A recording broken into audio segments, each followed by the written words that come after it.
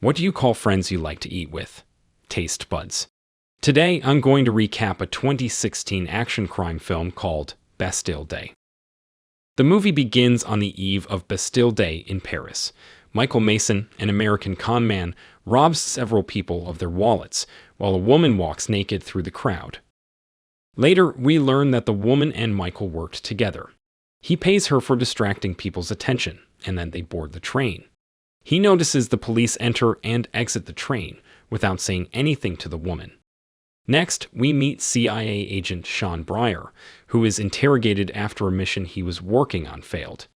The action shifts to a man inserting an explosive inside a teddy bear. He tells his girlfriend, Zoe, to put the teddy bear inside an office at the French Nationalist Party headquarters.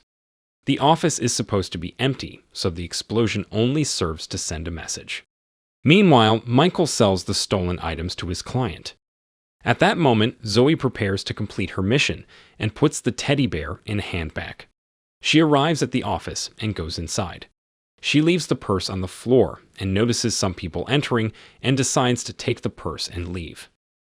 Michael stands outside and watches her as she talks agitatedly with her boyfriend. Thinking it is something valorous, Michael steals her purse while she is distracted. Her boyfriend is in a car with some henchmen. They are worried that the plan will not go through, but he assures them that he will solve everything. Michael checks the bag and finds the teddy bear, but little does he know that it contains a bomb. Then Zoe's boyfriend calls her phone and Michael answers it. He thinks it is just a gift and throws the teddy bear away.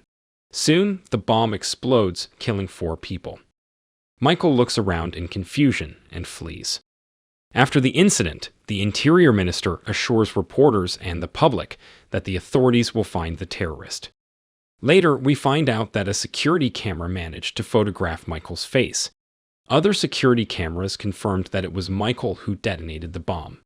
He is labeled a terrorist by French authorities and placed under CIA surveillance in Paris. The next day, Michael discovers that he is wanted by French authorities and he must escape as soon as possible. When CIA agent Sean Briar learns about Michael, he rushes to find him. Since they have located his phone, Sean and his team can easily find the apartment of Michael. Michael takes all the money and prepares to leave, but he spots Sean and decides to escape through the window. Sean enters his apartment and follows him across the rooftops. After going through several buildings, he enters a house, but Sean manages to stop him for a moment. Nevertheless, the owner of the house interferes, and he manages to escape. Sean resumes the rooftop chase, arriving at a supermarket. Michael comes out and puts on a stolen jacket. Sean also arrives outside and begins to look around. Michael steals a moped and is about to leave, but Sean catches him. Back to Zoe, she is back at her boyfriend's house and confesses that someone stole her purse. The goons call the man and tell him to detain Zoe, because they want to talk to her. When he sees them coming, he tells her they want to kill her and tells her to flee Paris. Meanwhile, Sean takes Michael to the secret interrogation room, who states that he had no idea that the suitcase he stole had a bomb in it. He also reveals Zoe's name, saying that a certain man called on her phone. He states that he is a professional thief and he is challenged to steal Sean's wallet. He manages to steal the money from the wallet and put it back in Sean's pocket. The CIA agent is stunned, but does not show it. As Michael returns to his seat, he steals the knife lying on the table. Elsewhere, henchmen search the city for Zoe to kill her, as she is now a witness who knows too much. The group is tracking her phone, and they arrive at the secret interrogation room. Sean goes to check the surveillance cameras, and in the process, Michael uses the knife to free himself. Sean greets the henchmen, who lie that they are supposed to deliver a package to Zoe. He says they have the wrong address, and as they are about to leave, the henchmen spot Michael. Sean fights the henchmen, while Michael escapes. Together, the thugs manage to subdue and then run away. A CIA agent finds Michael's client and inquires about him. Sean is in the car and informs his colleagues that Michael has escaped. The other CIA agent says they must find Michael before the French authorities realize they are working on their territory. The Interior Minister had a lunch with a CIA agent who stresses to her the importance of capturing Michael in order to win the trust of the French people. On the other hand, if the CIA that captures him, the French authorities will look bad. At that moment, Rafi, the leader of the henchmen, plans to stage another terrorist attack. They discuss how if the group sticks to the plan and spreads disorder, they will get a $500 million payment from a bank on their encrypted disk. Next, the French Interior Minister is revealed to be the leader of the mercenary group. So he pays the mercenaries to pretend to save people in a mosque from a bomb they install just to gain the trust of the French people. As a result, the people in the mosque are accused of being the bombers, even though they are completely innocent. The plan works, all the media talk about this incident, and Michael still remains the #1 suspect, while Michael goes to his client, whom he regards as his father. He swears he had nothing to do with the bomb, and the man takes him to a room, telling him to wait. His client calls the police, and Rafi's team of mercenaries is on its way to arrest him. Michael realizes that all the doors to the room are locked and spots the authorities outside. He finds a crack in the wall and escapes through it. When the mercenaries don't find him, they beat his client severely, thinking he lied to them. Rafi notices the chair hiding the hole and realizes that Michael is running away. Soon Michael comes out, and a sniper waits for permission to shoot, but fortunately, Sean picks him up in his car.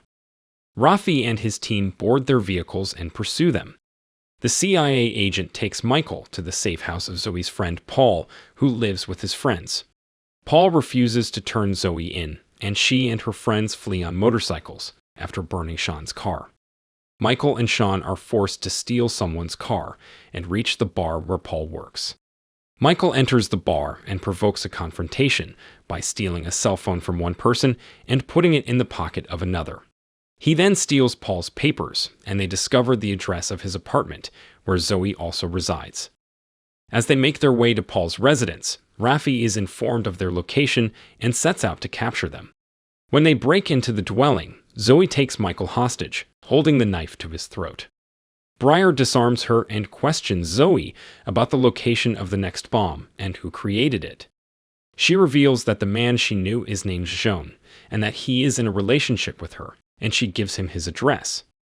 On their way to José's, the three are joined by Rafi and his henchmen, who get out of the car and threaten them with guns. Sean tells everyone to put their heads down and drives away, while Rafi shoots the car. Meanwhile, the situation in Paris is worsening as the number of rebels against the Nationalist Party increases. As a result, the Interior Minister orders an increase in the level of alert. Sean and the two arrive at Sean's residence, but discover that he has hanged himself. Zoe bursts into tears, and Michael takes her away.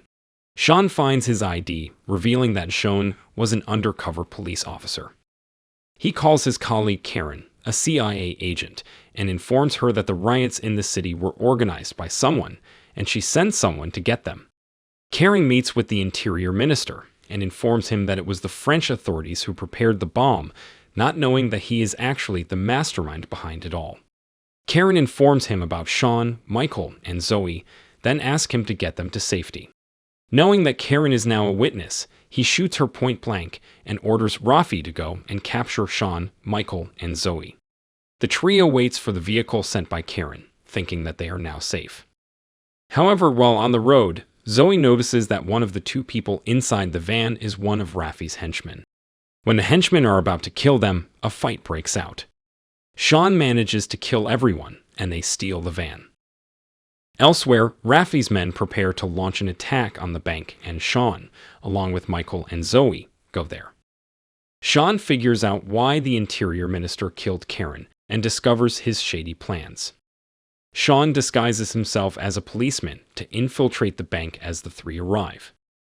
As the mercenaries disable the security cameras and begin robbing the bank, Sean kills two henchmen and enters the building. Rafi transfers $500 million to the hard drive inside the vault. Sean enters the bank and begins shooting the henchmen who try to stop him. When Michael and Zoe realize that Sean needs help, they get out of the van and run between the cops and the protesters, creating chaos. The protesters break down the door of the bank and enter inside. Meanwhile, Sean manages to eliminate all the mercenaries in the main hall and goes into the vault. He engages in a confrontation with Rafi and the henchmen in the vault, killing the henchmen but allowing Rafi to escape. When the interior minister realizes that his men are overwhelmed, he calls Rafi to cancel the money transfer, but the latter refuses. As a result, the minister refuses to support him further, and Rafi threatens to kill him for their attack if he is caught. Rafi exits the vault, and Michael steals the hard disk on Sean's orders. When he realizes that the hard drive has been stolen, Rafi takes Zoe hostage and threatens to kill her.